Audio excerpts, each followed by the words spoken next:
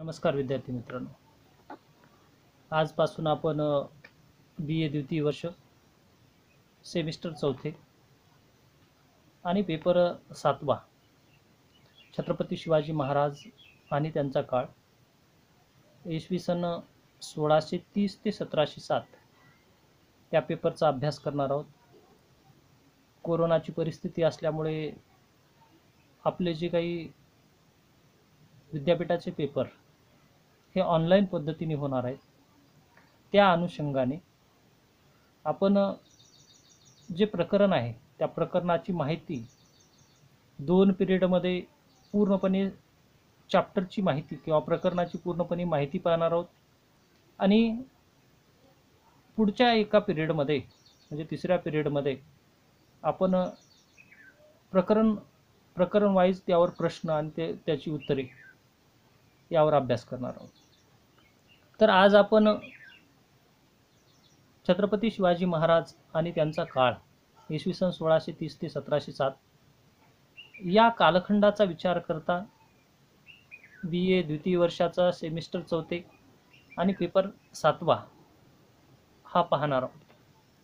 आता या अभ्यासक्रमामध्ये एकूण 4 प्रकरण आहेत. त्यामधील पहिले प्रकरण म्हणजेच छत्रपती शिवाजी महाराज एक परोपकारी राजा. आत्तापर्यंत म्हणजे मागच्या सेमिस्टरमध्ये आपण जी माहिती पाहिली छत्रपती शिवाजी महाराजांच्या बद्दलची पूर्णपणे माहिती पाहिली. आता या सेमिस्टरमध्ये आपण छत्रपती शिवाजी महाराज एक शूर पराक्रमी लढाया केलेले राजे, त्याचबरोबर त्यांच्या अन्य कला कौशल्य किंवा त्यांनी केलेल्या समाजासाठी सुधारणा किंवा लोक उपयोगी किंवा लोकांसाठी आवश्यक असणाऱ्या बाबी यांच्याकडे लक्ष कशा पद्धतीने दिलं याबद्दलची माहिती प्रकरण क्रमांक 1 यामध्ये आज पाहणार आहोत. आता छत्रपती शिवाजी महाराज एक परोपकारी राजा आणि या प्रकरणाचा विचार करता छत्रपती शिवाजी महाराजांनी युद्ध मुघलाविरुद्ध असेल किंवा अन्य ज्या काही विदेशी शासक असेल यांच्याशी ज्या केलेल्या लढाया म्हणजे तत्कालीन स्थितीमध्ये मराठी माणसाला किंवा हिंदवी स्वराज्य निर्माण करण्याची एक महत्त्वाकांक्षा निर्माण केली.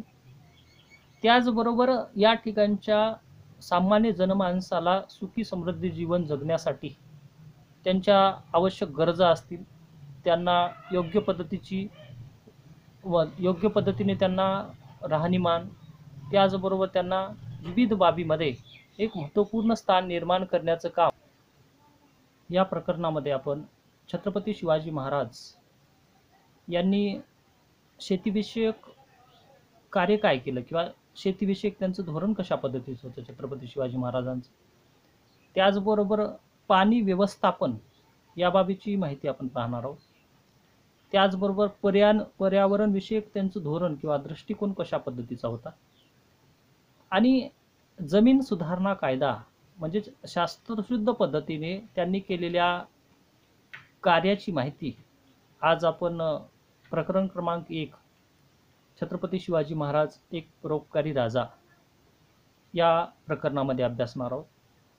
आणि ही माहिती पाहिल्यानंतर आपण शेवटच्या पिरियडमध्ये म्हणजे 2 पिरियडमध्ये आपण पूर्णपणे यावर माहिती पाहू आणि तिसऱ्या पिरियडमध्ये आपण यावर आधारित प्रश्न कशा पद्धतीचे आहेत याचा अभ्यास करणार आहोत. मागच्या सत्राप्रमाणे आपल्याला तेवढा वेळ या सत्राला नाही, त्यासाठी कमी कालावधीमध्ये जास्तीत जास्त माहिती देण्याचा प्रयत्न या व्हिडिओच्या माध्यमातून केला जाणार आहे.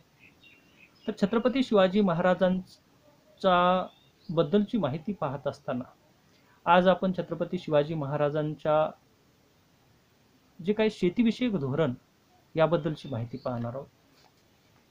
तर छत्रपती शिवाजी महाराज यांचा काळ जो 1630 ते 1680 या कालखंडामध्ये छत्रपती शिवाजी महाराजांनी हिंदवी स्वराज्य निर्माण केलं आणि याच हिंदवी स्वराज्य निर्माण केल्यानंतर सामान्य जनमानसाला एक स्वतंत्र आणि एक स्वतःच्या मर्जीप्रमाणे जीवन जगता यावं यासाठी म्हणून हिंदवी स्वराज्याच्या माध्यमातून सामान्य जनमानसाला एक आधार देण्याचं काम केलं.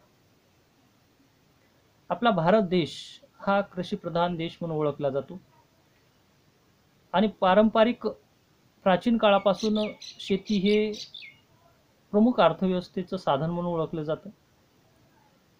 त्याच पद्धतीने मध्ययुगीन कालखंड म्हणजे छत्रपती शिवाजी महाराजांचा कालखंड या काळात सुद्धा शेतीला अनन्यसाधारण असं महत्त्व प्राप्त होतं. छत्रपती शिवाजी महाराजांनी आपल्या राज्याची एक घडी व्यवस्थितपणे सुरळीतपणे बसवण्यासाठी सर्वप्रथम शेतीकडे लक्ष देण्याचं धोरण आखलं आणि त्यांनी शेतीविषयक धोरण अभ्यासत असताना 3 बाबीकडे महत्त्वपूर्ण लक्ष दिलं. नंबर 1 बाब म्हणजे नापीक जमीन, ज्या जमिनीमध्ये काहीही पीक येत नाही अशा जमिनीचं मशागत करून ती जमीन लागवडीखाली आणणं हे पहिलं उद्दिष्ट ठेवलं. त्यानंतर दुसरं उद्दिष्ट म्हणजे जे काही पीक असेल, गावकरी आणि शेतकरी जे पिकाला, त्याचबरोबर गावातील जे समुदाय, त्याचबरोबर शेतकरी वर्ग, या तीनही घटकाला संरक्षण देण्याचं काम हे छत्रपती शिवाजी महाराजांनी सर्वप्रथम केलं. त्याच्यानंतर तिसरी बाब म्हणजे जे राज्यातील सर्व जमिनी होत्या ह्या शास्त्रशुद्ध पद्धतीने त्याची मोजणी करण्याचं काम त्यांनी आखलं. म्हणजे ज्या जमिनी पडीत होत्या त्या लागवडीखाली आणणे आणि ज्या लागवडीखाली आलेल्या जमिनी आहेत त्यामध्ये योग्य पीक घेणं, त्याचबरोबर शेतकऱ्यांचं संरक्षण करणं, पिकाचं संरक्षण करणं आणि जे गाव आणि गावाचा समूह आहे त्यांचं सुद्धा संरक्षण करणं, या प्रमुख 3 बाबी छत्रपती शिवाजी महाराजांनी सर्वप्रथम शेतीविषयक सुधारणामध्ये घडून आणल्या. त्यानंतर त्यांनी ज्या जमिनी लागवडीखाली आल्या होत्या, ज्यामध्ये पीक घेण्यास सुरुवात झालं होतं, त्यावर जो कर लावला जाणार होता यासाठी त्यांनी शास्त्रशुद्ध पद्धतीने जमिनीची मोजमाप करून त्यानुसार कर आकारण्यास सुरुवात केली. आता सर्वप्रथम शेतीविषयक धोरण छत्रपती शिवाजी महाराजांचं आखत असताना त्यांनी जे आपले अधिकारी जे शेतीवर विशेष लक्ष देण्यासाठी नेमलं होतं त्यांना सूचना स्पष्टपणे केल्या होत्या. त्यामध्ये पहिली सूचना होती म्हणजेच सरकारी अधिकाऱ्यांनी म्हणजे छत्रपती शिवाजी महाराजांनी नेमलेल्या अधिकाऱ्यांनी गावोगावी फिरून तेथील शेतकरी समाज जो विखुरला गेला होता त्यांना एकत्र आणणं, त्यांना एक जी गावाची वस्ती होती त्या ठिकाणी स्थायिक बनवणं. त्यानंतर दुसरी सूचना केली गेली ती म्हणजे सामान्य शेतकरी असतील त्यांच्या अडचणी जाणून घेणं आणि तो शेतकरी योग्य पद्धतीने शेत कसण्यासाठी किंवा लागवडीखाली आणण्यासाठी जर योग्य असेल किंवा तो शेती करण्यासाठी प्रयत्न करत असेल तर त्या शेतकऱ्याला जमीन द्यायच्या. आणि तिसरी महत्त्वपूर्ण बाब म्हणजेच जे शेतकरी शेती करण्यास त्यांची आवड आहे किंवा शेती करण्यास ते तयार आहेत पण त्यांच्याकडे शेती करण्यासाठी शेतकऱ्याला बैल नसेल, नांगर नसेल, बी बियाणे नसतील किंवा या व्यतिरिक्त ही शेती करण्यासाठी त्यांच्याकडे उदरनिर्वाहाचं साधन नसेल म्हणजे त्यांचा अन्न पाण्याचा खर्च, या सर्व बाबी देण्याचं काम छत्रपती शिवाजी महाराजांनी सर्वप्रथम हे शेतकऱ्याला देण्याचं काम केलं. आणि या सर्व बाबी घडून आल्यानंतर चौथी बाब म्हणजेच शेतकरी शेतामध्ये कष्ट करून घाम गाळून पीक काढला आणि त्यानंतर जरी नैसर्गिक आपत्ती आली, दुष्काळ पडला, महापूर आला, अतिवृष्टी झाली, अशा वेळेस शेतकऱ्यांनी जे कर्ज घेतलं होतं ते कर्ज पूर्णपणे माफ करण्याची सूचना केली. म्हणजेच छत्रपती शिवाजी महाराजांचा कालखंड म्हणजेच शेतीविषयक सुधारणा घडून आणताना सामान्य तळागाळातील शेतकऱ्यांच्या आयुष्यातील येणाऱ्या अडीअडचणीवर एक उपाय योजण्याचं काम छत्रपती शिवाजी महाराजांनी केलं. त्यामध्ये सर्वप्रथम शेतकऱ्यांना एकत्र आणण्याचं काम केलं. त्यानंतर त्यांना योग्य पद्धतीने शेती करण्यासाठी प्रोत्साहन दिलं. त्यासाठी बैल, नांगर किंवा पैसा. त्याचबरोबर हे सर्व झाल्यानंतर जर नैसर्गिक आपत्ती, दुष्काळ आला, महापूर आला, अशा परिस्थितीमध्ये जर कर्ज घेतलेल्या शेतकऱ्यांकडून पुन्हा त्याची वसुली न करता ती माफ केली जावी, अशा प्रकारची भूमिका छत्रपती शिवाजी महाराजांनी घेतली. त्यामुळे जो छत्रपती शिवाजी महाराजांच्या कालखंडामधील हिंदवी स्वराज्यातला शेतकरी हा सुखी जीवन जगत होता. आणि त्यांनी शिवाजी महाराजांच्या ज्या परोपकारी भावनेचा विचार करून शेतामध्ये काबाड कष्ट करून जास्तीत जास्त पीक घेण्याचं काम तत्कालीन स्थितीमध्ये करण्यात आलं. त्यामध्ये छत्रपती शिवाजी महाराजांनी जमिनीची मोजमाप करण्यासाठी अमीन नावाचा व्यक्ती, त्याचबरोबर कारकून आणि मोजणी करणारा काटकर, या 3 व्यक्तीच्या माध्यमातून सर्वप्रथम जमिनीची पाहणी करणे, त्याची मोजमाप करणे आणि जमिनीची पाहणी आणि मोजमाप केल्यानंतर त्या जमिनीवर किती प्रमाणात शेतसारा आकारला जावा यासाठी एक नियम बनवण्यात आला. त्यामध्ये जमिनीची प्रतवारी ठरवण्यात आली. आता साधारणपणे दर बिघ्याचा अव्वल म्हणजेच अव्वल जमीन म्हणजे चांगल्या प्रतीच्या जमिनीला 12 मन, म्हणजेच दर बिघा या पद्धतीने अव्वल जमिनीला 12 मन, त्यापेक्षा कमी दर्जा असणारा दुय्यम दर्जाच्या जमिनीला 10 मन, सीम जमिनीला 8 मन आणि 4 सीम जमिनीला 6 मन या पद्धतीने जमिनीवर सारा आकारण्याची पद्धत छत्रपती शिवाजी महाराजांनी केली. आतापर्यंत आपण जी माहिती पाहिली ती छत्रपती शिवाजी महाराजांच्या जे काही शेतीविषयक धोरण होतं याबद्दलची माहिती पाहिली. आता छत्रपती शिवाजी महाराजांनी जी तत्कालीन स्थितीमध्ये शेतीसाठी सुधारणा घडवून आणल्या किंवा शेतीसाठी महत्त्वपूर्ण कार्य केलं, त्यामुळे शेतकरी किंवा सामान्य जनता ही जी डोंगर दऱ्यामध्ये आपला उदरनिर्वाह भागवत होती ती पुन्हा एकदा शेतीकडे वळण्यास प्रारंभ झाली. आणि पुढे याच जमिनी छत्रपती शिवाजी महाराजांच्या शेतीविषयक धोरणामुळे शेती जी पडीत जमीन होती ती पुन्हा ही ओलिताखाली आली किंवा ती पुन्हा लागवडीखाली आली.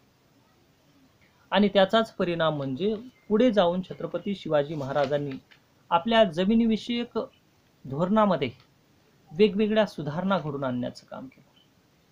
आणि तीच बाब म्हणजे छत्रपती शिवाजी महाराजांची शास्त्रशुद्ध जी काही पद्धत म्हणजे जमीन मोजण्याची पद्धत आली.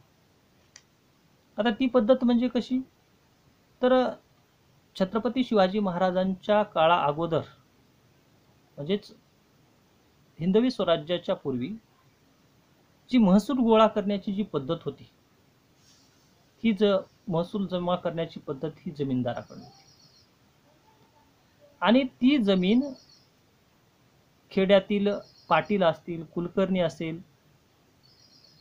खेड्यामध्ये पाटील आणि कुलकर्णी वसूल करायचे जमिनीचा महसूल आणि परगण्यामध्ये देशमुख आणि देशपांडे हे महसूल गोळा करायचे. या पद्धतीला जमीनदारी पद्धत म्हणून ओळखली जात होती. आणि ही जमीनदारी पद्धत म्हणजेच जो अधिकारी गाव पातळीवरील म्हणजे खेडेगावातील पाटील कुलकर्णी आणि परगण्यातील देशमुख देशपांडे हे आपल्या मर्जीप्रमाणे जास्तीत जास्त कर गोळा करण्याचं काम करत होते. त्यामुळे रयतेवर जास्तीत जास्त कर लादल्यामुळे त्यांच्यावर अन्याय अत्याचार करणे आणि जमिनीमध्ये पीक आलं किंवा नाही हे न पाहता दरवर्षी तेवढा शेतसारा जमीन वसूल केला जायचा. जर दुष्काळ पडला, महापूर आला तरी सुद्धा जनतेला सूट दिली जायची नाही. ही छत्रपती शिवाजी महाराजांच्या हिंदवी स्वराज्य स्थापन होण्या अगोदरची परिस्थिती. परंतु छत्रपती शिवाजी महाराजांनी सर्वप्रथम ज्या काही महसूल गोळा झालेल्या करण्याची जी पद्धत होती, ती पद्धत पूर्णपणे रद्द केली, जी जमीनदाराची पद्धत होती.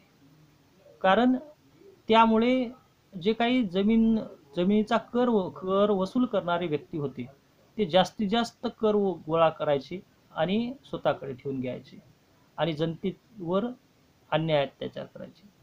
ही कर गोळा करण्याची पद्धत पूर्णपणे बंद केली आणि त्यांनी एक स्वतंत्र अशी कर प्रणाली विकसित केली. त्यालाच रयतवारी पद्धत म्हणून ओळखलं जातं. आता आपण याच घटकामधील किंवा या शेतीविषयक धोरणानंतर जी शास्त्रशुद्ध पद्धत याबद्दलची माहिती पाहणार आहोत. आता शास्त्रशुद्ध पद्धतीचा वापर करताना छत्रपती शिवाजी महाराजांनी सर्वप्रथम ज्या रयतवारी पद्धतीचा अंगीकार केला, त्यावेळेस कर गोळा करण्यासाठी एक सरकारी अधिकाऱ्याची नियुक्ती केली आणि हा कर गोळा करण्या अगोदर छत्रपती शिवाजी महाराजांनी 3 वेळा जमिनीची मोजणी करण्यात आली आणि ही मोजणी म्हणजेच छत्रपती शिवाजी महाराजांच्या काळामध्ये इसवी सन 1636, इसवी सन 1648 आणि इसवी सन 1678 अशा 3 वेळा छत्रपती शिवाजी महाराजांनी या जमिनीच्या वेगवेगळ्या कालखंडात ह्या मोजणी केल्या आणि त्यानंतर जमिनीची प्रतवारी ठरवण्याचं काम केलं. त्यावेळेस जमीन मोजण्यासाठी म्हणून त्यांनी एक शिवकाठी निर्माण केली आणि तो जमीन मोजण्याचे एक माप म्हणून ओळखलं जात होतं आणि ते माप म्हणजे ती काठी म्हणजे 5 हात आणि 5 मुठ एवढी लांब काठी. या काठीचं माप म्हणजेच जमिनीची पाहणी करून तिची प्रतवारी ठरवण्यात आली. म्हणजे काठीने मोजमाप करणं.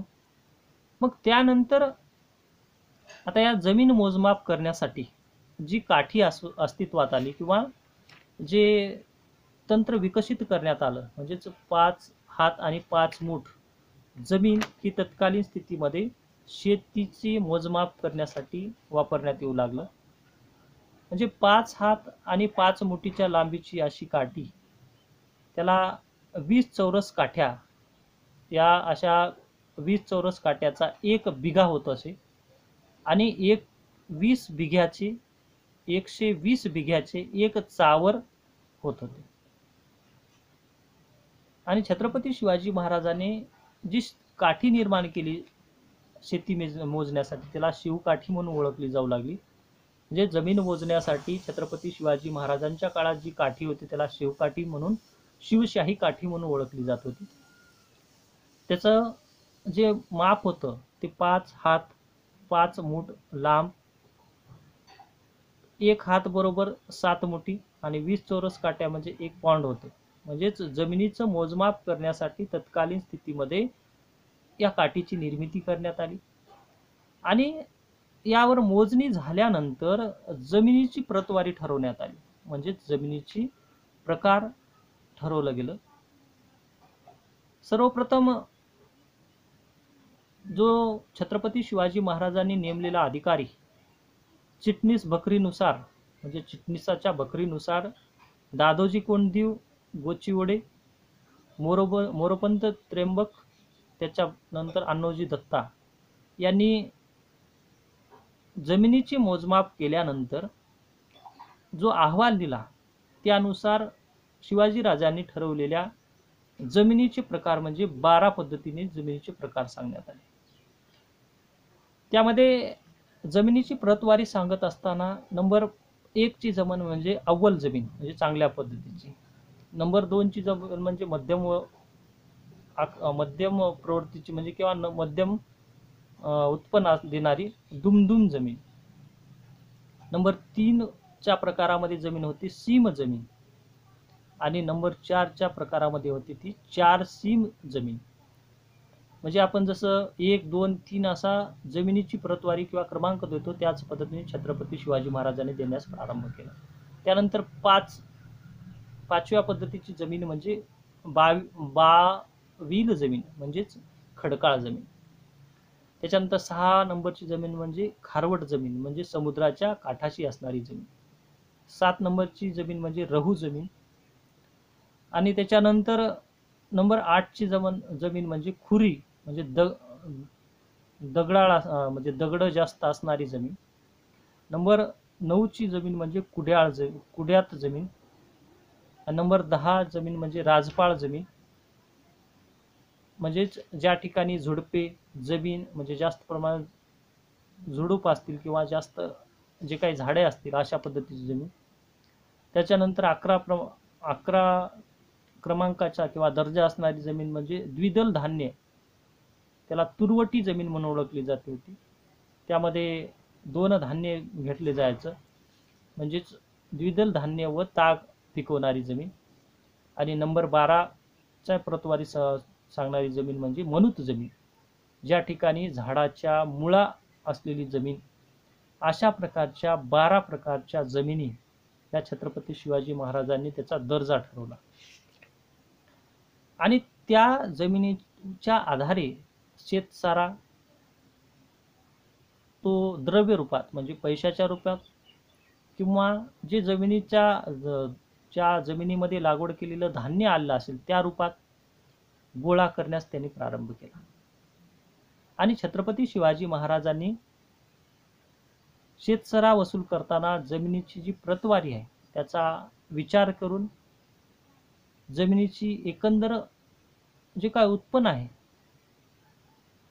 त्या आधारे म्हणजेच जी जमीन आहे त्या जमिनीच्या दर्जानुसार कर वसूल करण्याची पद्धत त्यांनी आकारली. आणि युद्धजन्य परिस्थिती असेल किंवा युद्धाची परिस्थिती असेल अशा परिस्थितीमध्ये सुद्धा छत्रपती शिवाजी महाराजांनी शेतीकडे दुर्लक्ष होऊ दिलं. आणि जो महसूल घेतला जायचा, नगदी घेतला जायचा किंवा पिकाच्या स्वरूपामध्ये, हा महसूल जमा करण्याचं काम तत्कालीन स्थितीमध्ये छत्रपती शिवाजी महाराजांनी केलं. छत्रपती शिवाजी महाराजांच्या काळात महसूल उत्पन्नाच्या 40% जो काही कर घेतला जात होता, जे उत्पन्न झालं त्याच्या 40%. आणि जर नैसर्गिक आपत्ती आली तर शेतसारा असेल किंवा शेतकऱ्या दिलेलं कर्ज असेल ते पूर्णपणे माफ केलं जायचं. जी जमीन पाहणी करणारा जो अधिकारी होता त्याचं नाव होतं अमीन, म्हणजेच जमीन पाहणारा अधिकारी किंवा जमिनीची निरीक्षण करणारा, जमिनी कशा प्रतीच्या आहे ठरवणारा जो छत्रपती शिवाजी महाराजांनी नेमलेला व्यक्ती म्हणजे अमीन. त्याचबरोबर जमीन मोजमाप करणाऱ्या अधिकाऱ्याला काटकर, जो शिवशाही काठीच्या माध्यमातून जमिनीची मोजमाप करत होता त्या अधिकाऱ्याला काटकर म्हणून ओळखलं जात होतं. त्याचबरोबर जे 20 काठी बरोबर 1 बिघा होता त्या जमिनीचं मोजमाप करताना, आणि 120 बिघ्याचा बरोबर 1 चवर म्हणून ओळखला जात होता. आणि अव्वल बिघ्यावर म्हणजे चांगल्या प्रतीच्या जर जमीन असेल तर 12 मन त्यात करून शेतकऱ्याकडून घेतलं जायचं. दुय्यम बिघा असेल त्याला 10 मन, त्याचबरोबर सीम बिघ्यावर 8 मन आणि 4 सीम बिघ्यावर 6 मन अशा पद्धतीने शेतसारा वसूल केला जायचा. तत्कालीन स्थितीमध्ये जे काही अष्टप्रधान मंडळ होतं छत्रपती शिवाजी महाराजांच्या, या अष्टप्रधानातील प्रत्येक प्रधान याच्या सहाय्यास दिवाण, मुजुमदार, फडणवीस, कारखानीस, चिटणीस अशा प्रकारचे अधिकारी होते. आणि त्याच अधिकारी हे शेतसारा वसूल करणं, जमिनीची पाहणी करणं, मोजमाप करणं हे तत्कालीन स्थितीमध्ये करत होते. छत्रपती शिवाजी महाराजांनी तत्कालीन स्थितीमध्ये जे काही शेतकऱ्यांच्या जमिनी होत्या, ह्या शेतकऱ्यांच्या जमिनी शेतकऱ्यांच्या ताब्यात होत्या, त्या जमिनीला मिरात जमिनी म्हणून ओळखलं जात होतं. आणि छत्रपती शिवाजी महाराजांनी जी शेतीविषयक धोरण त्याचबरोबर शास्त्रशुद्ध पद्धतीचा अंगीकार केला होता. या पद्धतीचा जे तत्व होतं हे मलिक अंबर यांनी विकसित केलेली जी शेतीविषयक महसूल सुधारणा त्या आधारावरच महसूल व्यवस्था आधारित बनवली होती. इसवी सन 1678 मध्ये छत्रपती शिवाजी महाराजांनी अन्नोजी दत्ताकडे शेतीविषयक महसूल गोळा करण्याचा विभाग त्यांनी अन्नोजी दत्ताकडे सोपवलं. त्याचबरोबर पडीत जमिनी लागवडीखाली आणणे, त्यांच्या लागवडीखाली आणून ते पूर्णपणे एक शेतकऱ्यांच्या हितासाठी किंवा शेतकऱ्याला पोषक असं वातावरण निर्माण करणे, म्हणजेच शेतीमध्ये योग्य पद्धतीचे शेती कसून त्यावर पीक घेण्यासाठी प्रयत्नशील करण्यास प्रारंभ केला. त्यामुळेच छत्रपती शिवाजी महाराजांच्या कालखंडामध्ये शेतीविषयक सुधारणाबरोबरच इसवी सन 1636, इसवी सन 1648, इसवी सन 1678 या 3 वेळा जमिनीच्या मोजमाप करण्यात आल्या, त्यामध्ये सुधारणा करण्यात आल्या. त्याचबरोबर जमिनीची प्रतवारी ठरवण्यात आली आणि त्यावर योग्य तो जे काही सारा असेल तो नेमण्यात आला. हे होतं छत्रपती शिवाजी महाराजांचं शेतीविषयक धोरण आणि छत्रपती शिवाजी महाराजांचं जे काही शास्त्रशुद्ध पद्धत आणि त्या शास्त्रशुद्ध पद्धतीचा अभ्यास किंवा त्याबद्दलची माहिती आपण पूर्णपणे अभ्यासली. आता त्यानंतर आपण छत्रपती शिवाजी महाराजांनी जे शेतीविषयक धोरण राबवण्याचं काम का केलं, तर स्वराज्यामध्ये एक अर्थव्यवस्था प्रबळ व्हावी, उद्योगधंदे व्यापार व्यवसाय वाढवण्यासाठी म्हणून शेतीला प्राधान्य दिलं. शेतीची प्रतवारी ठरवली, शेतीसाठी सुधारणा घडून आणल्या. त्यामुळे शेतीमध्ये उत्पन्नाचं साधन वाढण्यास प्रारंभ झाला. हे झालं छत्रपती शिवाजी महाराजांच्या शेतीविषयक धोरण आणि शास्त्रशुद्ध पद्धतीचा बद्दलची माहिती. आता यानंतरच्या आपल्या एका व्हिडिओमध्ये आपण दुसऱ्या व्हिडिओमध्ये याच प्रकरणातील जे 2 महत्त्वपूर्ण बाबी म्हणजेच जमिनीची पाणी व्यवस्थापन, म्हणजे छत्रपती शिवाजी महाराजांनी केलेले जमिनीसाठी जे पाणी व्यवस्थापन, त्याचबरोबर पर्यावरण विषयक धोरण कशा पद्धतीचं होतं या बाबीची माहिती आपण या पुढच्या ज्या काही व्हिडिओमध्ये पाहणार आहोत. आणि त्यानंतर पुढच्या व्हिडिओमध्ये छत्रपती शिवाजी महाराज एक परोपकारी राजा जे प्रकरण क्रमांक 1 आहे त्यावर आधारित जे काही प्रश्न असतील या प्रश्नाची माहिती पाहणार आहोत. म्हणजेच कमी कालावधीमध्ये प्रकरण 2 पिरियडमध्ये समजून घेणं, तिसऱ्या पिरियडमध्ये त्याची उत्तरे समजून घेणं, त्याचबरोबर या प्रकरणावर आधारित जेवढे प्रश्न असतील ते प्रश्न मी आपल्या ग्रुपवर टाकत जाईल.